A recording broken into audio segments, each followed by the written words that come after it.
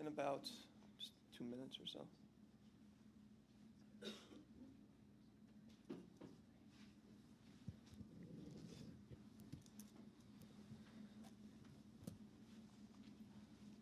All right, so just to open up, what Michael's going to go through in detail are solutions to the present crisis. Basically, the best thing that the United States has on the table right now to really turn around the whole economic crisis, and he'll go through that in detail.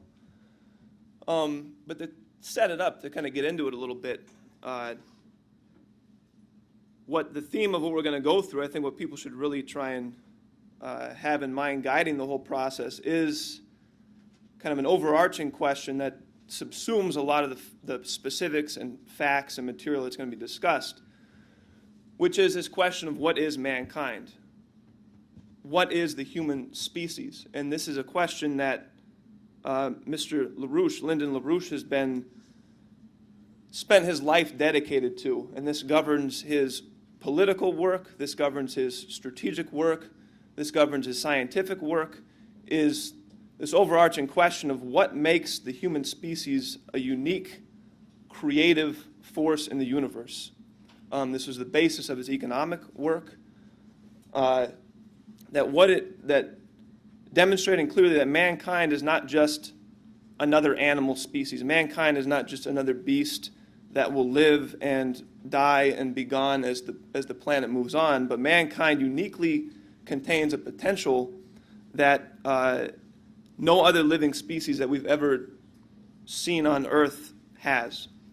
And so that'll be kind of the focus theme that should subsume all of the discussion here today. And to get into that a little bit, we're going to discuss kind of the context in which mankind exists from the standpoint of the history of life on Earth.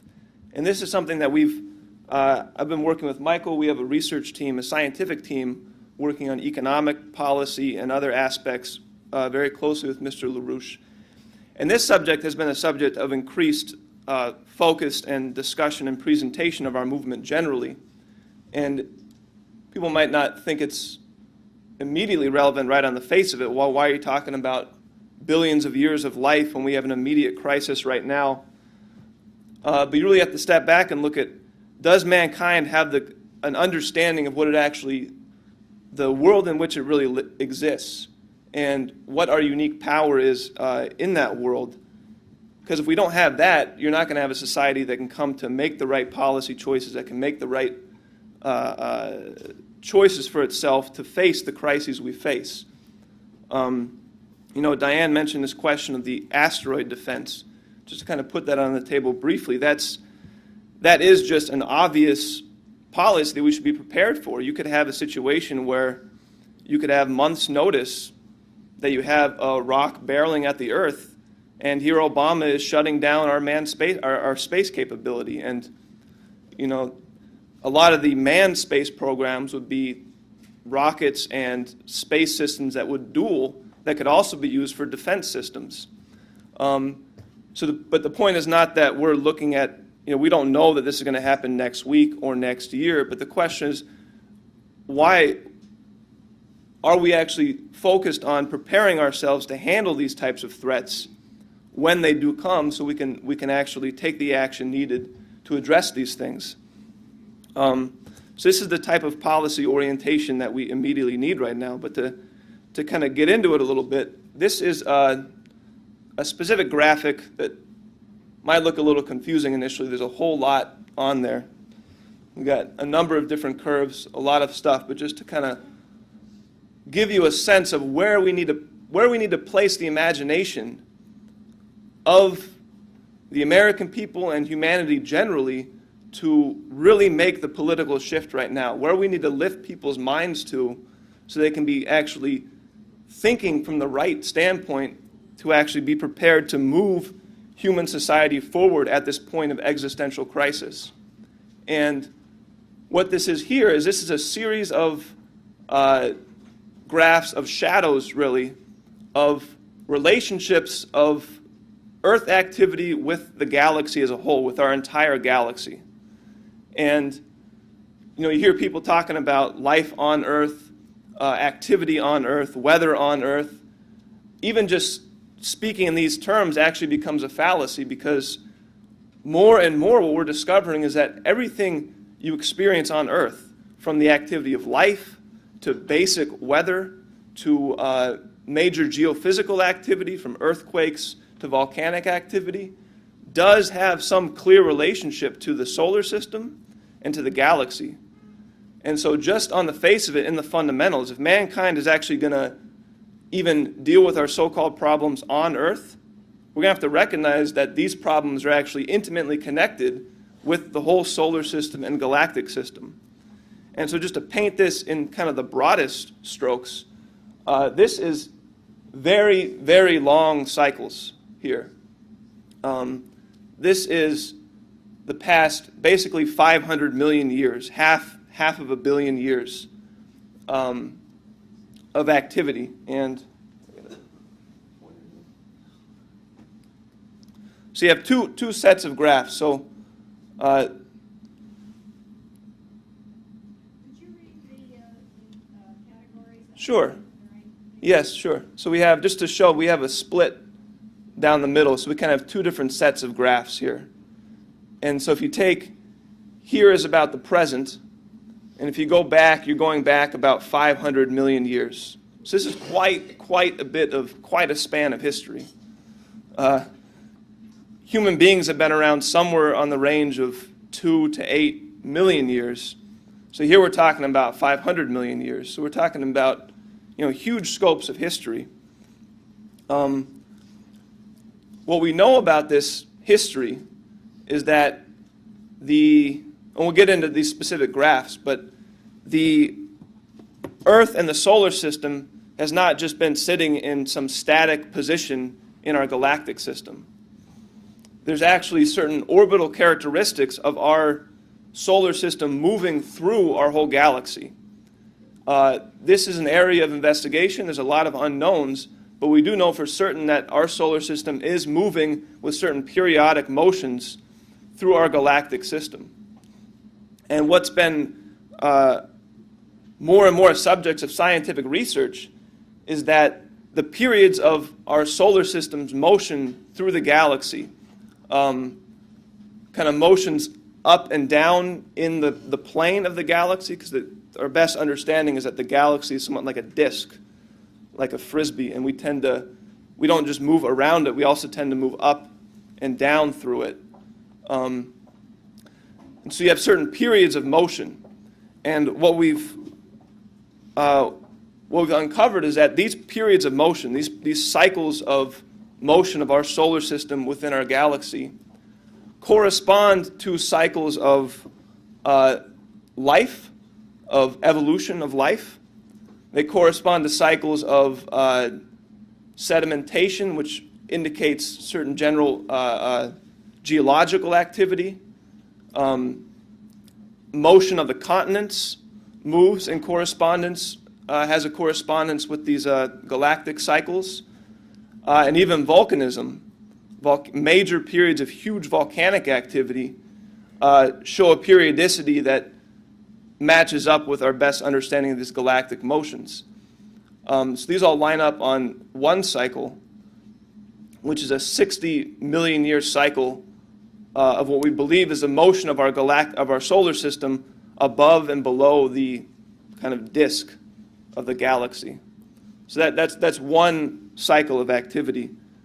A second cycle on the right-hand side here is a period of about 140 million years, which is our best estimate of the period of transition of our solar system from one spiral arm to the next spiral arm of our galactic system. People have probably, I don't have one here, people have probably seen pictures of different galaxies. A whole lot of galaxies, you can see they have this spiral arm formation. So you don't have just a homogeneous distribution of stars. You have certain densities in these arm structures. And what we see here is that, again, there's a cycle of evolution of life that corresponds with these galactic motions. And there's also a cycle of climate variation. and ice ages and major global climate periods corresponding with these galactic cycles. So the point is not to fixate on all the specific. There's a whole lot of research in all this, a lot of details that we can discuss more after, and can refer you to different papers and articles and different things. But the point is, we're at a crisis where we actually have to uplift, we have to take the imagination of the American people. We need to express a quality of leadership that actually takes people's minds out of just their immediate sense-perceptual conception of who they are, how they feel today, who they're meeting tomorrow, what they're going to do next week. And we have to, the crisis just as much now is actually raising the minds of people to something much bigger than what they think they are. Actually raising the minds, the imagination of people to what mankind can be. And that will define our ability to address the crisis, because mankind as a species, our ability to progress is defined by our ability to imagine and create the future we want. So if we're not stretching our imaginations to the highest levels of what we know mankind can be, we're not going to be in a position where we'll actually take the appropriate actions and the policies needed to deal with the present crisis. So this is to kind of situate what we know about life and weather and general geological activity here on Earth, which is that it's not just here on Earth. It somehow is expressing some intimate connection of our whole Earth systems with the entire galaxy in which we live, which is a pretty awe-inspiring and provocative point at which mankind's at to actually begin to take up these questions as serious questions. So what I'm going to focus on specifically here, just to set up some of the discussion on the NWAPA work, is specifically these cycles of what's referred to as biodiversity, which just basically means how many different types of species do you have alive at any time. That what we know from the records of evolution, the fossil records, is that you've had dramatic changes in the types of life that have existed. We're all familiar with the dinosaurs, as kind of, your childhood image of you had a planet that had a totally different system of life, totally different types of life. You didn't have all these mammals running around you, these giant reptile, lizard creatures dominating the planet. But that was just one period in a whole succession of different types, completely different types of life that have dominated this planet. But what we see here is at first, this succession was not completely just Earth determined. That this progression, evolutionary progression of life, somehow expresses this relationship to the Earth's relationship to the whole galaxy, the whole galactic system, which we see here in this, expressed in this cyclical relationship.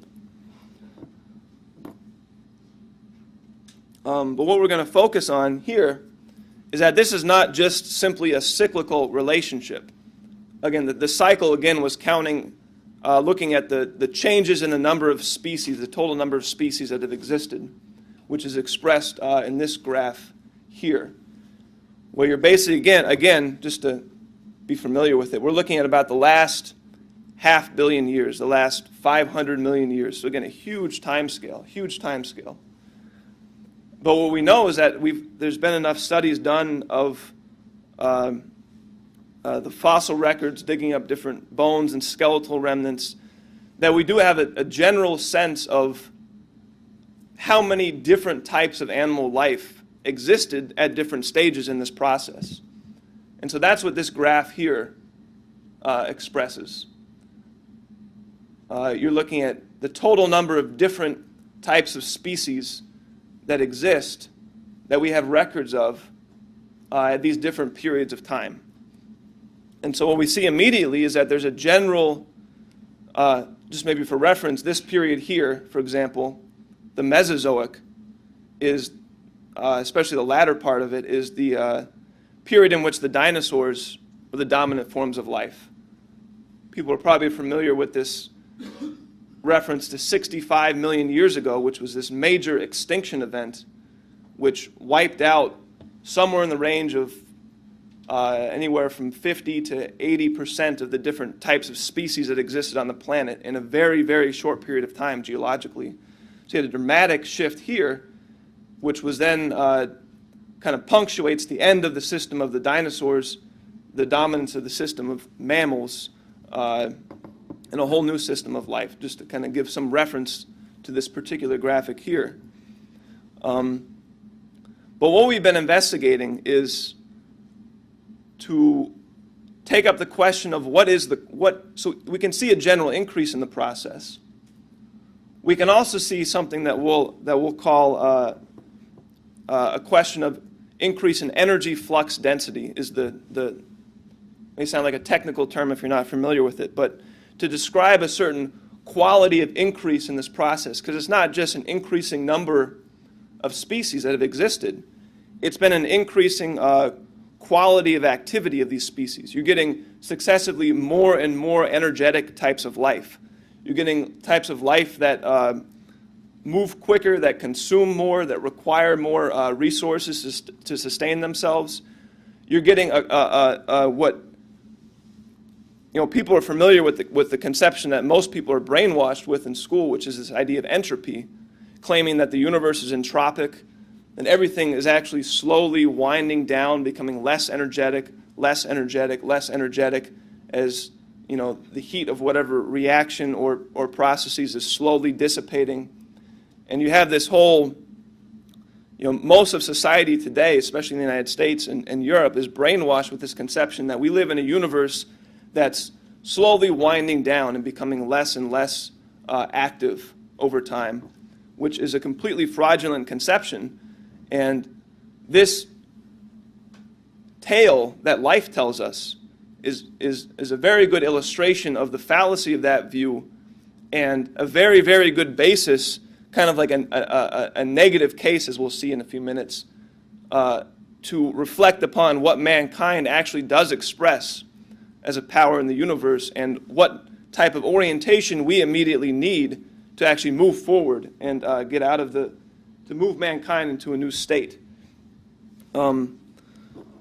So again, we have this metric of the total number of species that have existed over this period of time. But then to try and illustrate a certain quality of that changing process, to get at this question of the energy flux density question. A few researchers back in the 90s said, okay, we have this chart. We have the total number of different types of species that have existed. But what happens if we take certain specific characteristics, like the ocean life, how many types of animals have the ability to freely swim, and how many are just kind of floating around or just stuck to the ground or completely unable to freely move themselves around? Which might sound like kind of a funny thing. When you think about life in the ocean, we think about fish, sharks, whales. Most of life you think of is stuff that can get around itself. Which is, but there's also other forms of life like clams, coral life, whole classes of animals that actually don't have the ability to freely move themselves around the ocean. So it might sound like kind of a funny distinction to make, but the point is if you take this classification, which types of animal life can freely swim around and move around, and which types are just kind of floating along with the system, just float around with the currents or just stuck to the bottom. If you make that division, that's what this graph here is expressing, that division in different types of life. The bottom darker curve is the number of species that do not have the ability to freely move themselves around. The top curve is those that do. And so what we see is that if you take that division, and then if you look at the ratio at any point, like if you can see here at the most recent period, proportionally we have many more types of free swimming animals than we have animals that are not free swimming in proportion. If you look back at previous periods, say 500 million years ago, the proportion is much different. You have more of an equal proportion between these two qualities of life. And so this next graphic is illustrating specifically that proportion. People can see here. Where again, we're dealing with this past 500 million years, this past half-billion-year period. And we're looking at the increasing proportion of types of life that are free-swimming, active forms of life compared to forms of life that are unable to move themselves around. And as you see here, what the records show us is that you have successive stages of increasing, an increasing proportion of freely swimming life. From here to here to here. And the point is that this is just a first kind of, we're just picking one characteristic here of this idea of free swimming. And what we'll see in a second is this illustrates an overall quality of increasing energetic activity of the system of life as a whole, over this entire period. So one first expression of that is the number of species that are able to freely move themselves around. To go to the next graphic, another metric we can use is the question of metabolic rates or consumption rates. And again, we see the exact same three sets of kind of plateaus or systems. So again, we're looking at proportions of different types of life, different types of animal life specifically. And we're looking at specifically how many of the species had generally higher metabolic rates and how many had generally lower metabolic rates. And the idea of the significance of the metabolic rates is, a good illustration would probably be the example of, say, taking a mouse versus a lizard or a salamander, where a mouse is warm-blooded. It can, if it's cold, it can still move around all at once. It can run around freely. It can do it at once. If you have a lizard, you put it in a shadow, and it can't get its solar radiation. It tends to slow down, can't move as fast, tends to generally shut down. The ability of the mouse to do that is dependent upon its quality of having a higher metabolic rate. It has to consume more food. It has to breathe more often. It has to consume more oxygen. All this is required for it to maintain this higher level of activity, this higher state. That's just kind of one example. So if you take that type of classification of types of life that are generally more energetic, require more food, can move more freely, that you have not just a steady proportion, but you have successive stages of increasing energy of the whole system of life. Now, why this would be particularly important to really draw and illustrate for the American people today and society generally is that people have been so brainwashed with this conception of the green movement, with this environmentalist conception where people are taught that nature exists in some type of balanced equilibrium, that it's this perfect system, and that anything we do will be somehow disrupting this perfect system. And that somehow life is just this, in this pristine balance, and that, the only thing that mankind should do, that should not be allowed to actually intervene to change that process at all. And this is what's kind of pounded into people's heads. This is the British policy, and it comes from an imperial policy, but this has been pounded in people's heads in the educational system and in society generally today. But if you look at the history of life itself, you see that there's no overall balance to the whole process. You're seeing a constant process of a certain quality of increase. And the point with this kind of opening here is to try and illustrate that quality of increase, that life has continually been moving towards more and more energetic forms of life, with a higher number of species, with higher requirements for consumption, for food intake, for oxygen intake, and for higher ability to move around freely, to transform its environment, and to act generally. So this idea that there's some fixed balance that we have to respect is a completely fraudulent conception. And this idea of entropy, this idea of the universe somehow being governed by a process of slow dissipation of energy and the universe generally becoming less and less energetic through time, is a completely fraudulent conception. We actually see the inverse. We see what Lyndon LaRouche had discovered in the terms of physical economics as an anti-entropic process. A process in which, if you take the case of life constantly moves to these more energetic states.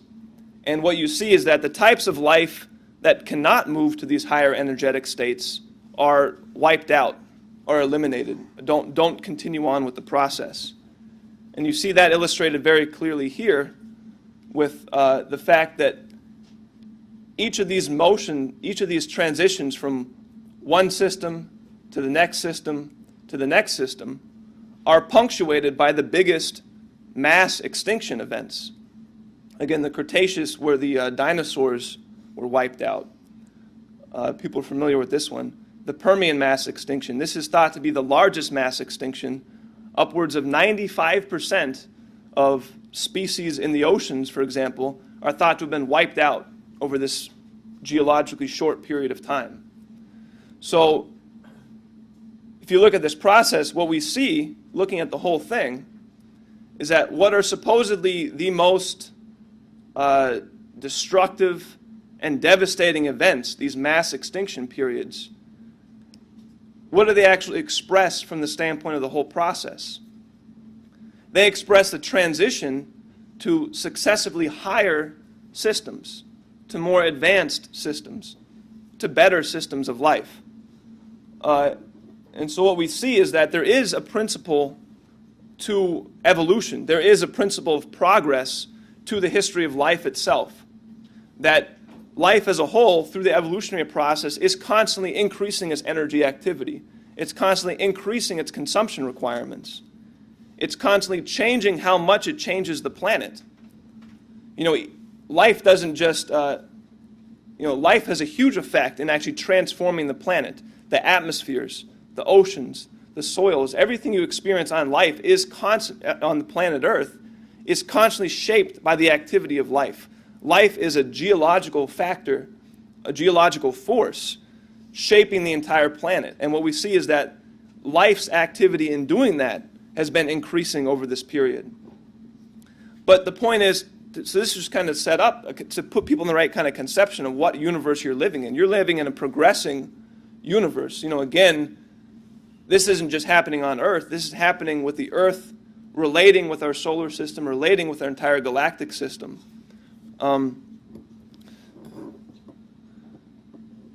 This is another illustration of these three successive systems. But the point is that what it took to do this for life as a whole was an entire evolutionary process of millions of years. And it required the elimination of countless species. To transition from one system to the next energetic system, there had to be an evolutionary upshift where completely new forms of life took over, and the older forms of life, the less energetic forms, either were somehow able to be incorporated in the new system or went extinct. But the point is, to kind of set up what Michael's going to discuss, is that it took life millions of years to do this. And it took successive species, one species to the next. But then we have the emergence of mankind, of the human species. And what we see with mankind is a power to create what you could loosely describe as this quality of change, this quality of transformation. Mankind is the only species that we've ever seen that has the unique power to willfully create this quality of change.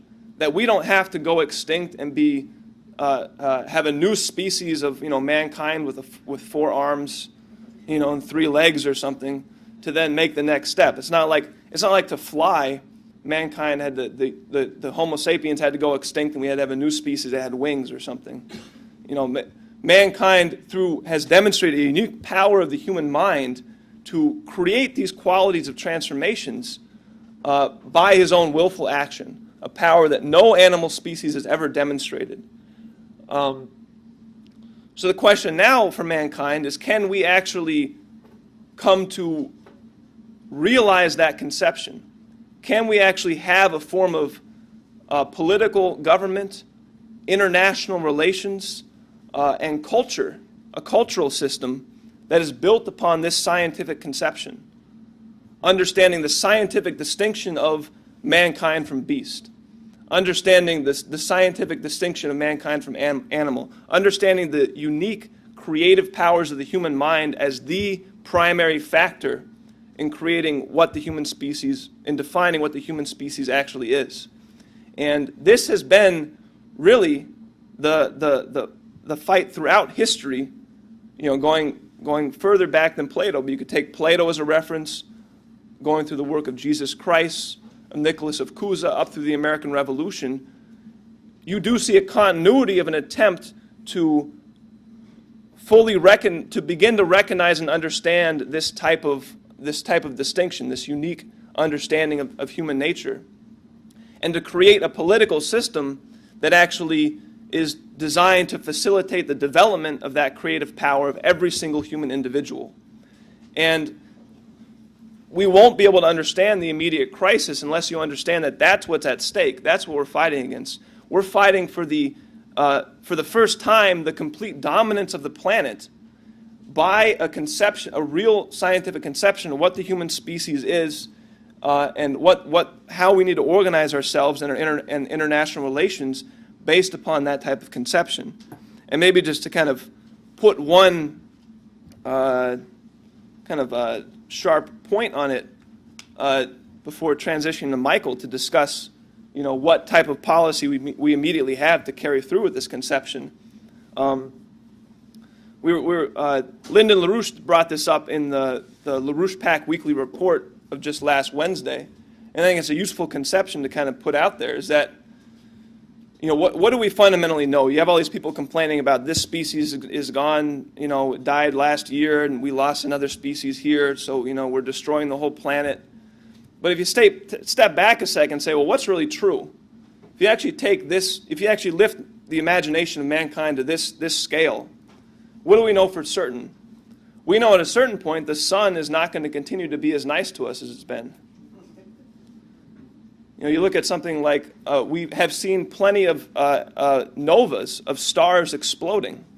We know that the sun is not just a static system that's going to go on forever. The sun at some point is going to either expand. I mean, there's theories about how exactly it works. I'm not going to pretend we have it fully understood. But at some point, in a few billion years, perhaps sooner, perhaps later, the sun is no longer going to be able to sustain life on Earth. It's either going to explode or it's going to expand to the point where it engulfs the entire Earth, the entire Earth's orbit. So where's your conservation then? Where's your environmentalism then? Where's all your species then? But then you come back to the question of mankind. Well, what actually has the power to sustain life even through an event like that? What in the universe actually exists that has the willful power to continue life even beyond an event like that? Even if we don't know how to do it today, we know that the only species that can demonstrate that capability is mankind. You're not going to have the movement of the whales to the moon or something. I mean, you're not going to. So to kind of situate, but the point is that, even if you're talking about the sun, blowing up in 2 billion years or whatever, the point is not to sit around and wait. The point is to act now to take the advantage of the current crisis and take the reality of the current crisis to bring mankind into a state where we begin to actually prepare ourselves for taking on these challenges, and we begin to actually orient our governments and our relations in the types of activities typified by NAWAPA, typified by the Russian proposal for taking the asteroid defense threat seriously, and we actually begin to organize our society under this conception of mankind as not just an innovative or, interesting species, but the only creative, willfully creative force that we know of, and begin to immediately develop our full capabilities of that potential, rid ourselves of this entire monetarist and imperialist systems, and take the present moment in history as potentially the biggest inflection point in human history, and move human society away from this imperial conception, this imperial system, and towards a real self-conception of mankind as a creative force in the universe, and orient all our policies and financial systems and credit policies to facilitate that transition, that shift. And with that, I'll give it to Michael to discuss our first step in that process.